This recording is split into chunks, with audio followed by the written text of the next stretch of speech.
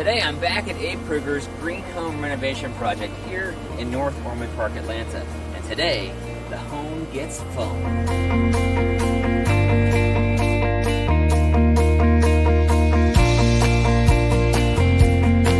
Abe's chosen to use two types of spray foam insulation for his project: closed cell foam for the wall cavities and open cell foam for the gables and roof line. But the end result will be a super tight and energy efficient building envelope.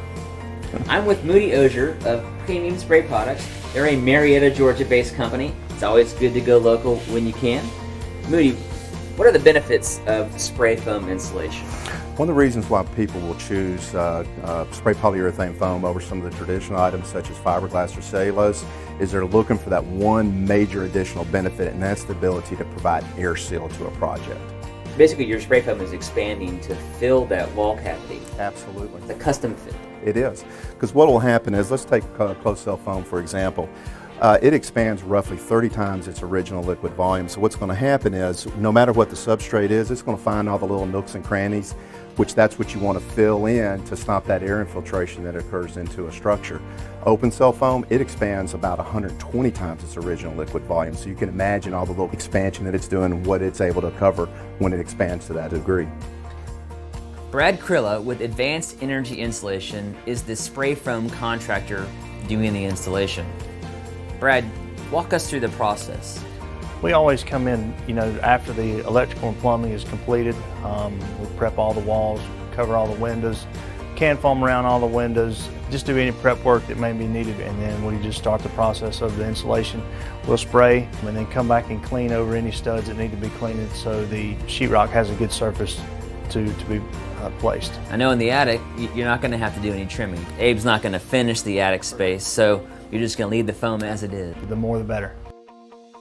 What we do like to tell people is make sure you use the right product in the right situation. You basically have a good, better, best choice. Fiberglass is very good. It's been a traditional product out there for many years. Open cell foam is a better product. The main reason is it does have that expansion ability to get into the nooks and crannies, and it has an air seal at the appropriate depth. The best, by far, is the closed cell foam because you do have those benefits, plus the added benefit of rigidity once it is cured. They'll fall in line with the budget also. Fiberglass, open cell, closed cell. But in this case, we needed the extra R value here. Yes. In this wall because we have limited amount of space to preserve floor space. So the R value we get from a closed cell foam made that the right product to use here. Right. We could not have used the open cell here because we didn't have enough area to get the appropriate depth of the open cell to meet the R value that we're trying to achieve. Plus, it is actually solving a problem. Since this is an much older structure, they had to do some unique framing. You didn't want to take up a lot of interior floor space doing a traditional 2x4 wall frame. What will happen is we're going to fill this void all the way up onto the frame structure here, and now the substrate and the frame structure is going to be totally bonded together. We're going to have a tremendous monolithic seal that's going to basically seal in this entire structure. You're gluing the existing wall to your new furring wall on the inside here, becoming one solid product. Absolutely. The closed cell foam has a tremendous adhesion factor. When you spray it, it's there. And we're also dealing with the fact that we have a variant substrate because this is an older structure. Because we are transitioning from different substrates, that is going to be completely filled with the closed cell foam. Whereas if you use some of the traditional methods, it would never ever fill this up.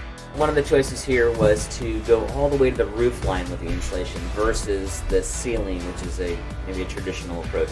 Why that choice? It has been discovered that it is better to actually move the insulating power to the true thermal envelope of the structure. Basically what you're doing is you're creating a semi-conditioned attic space.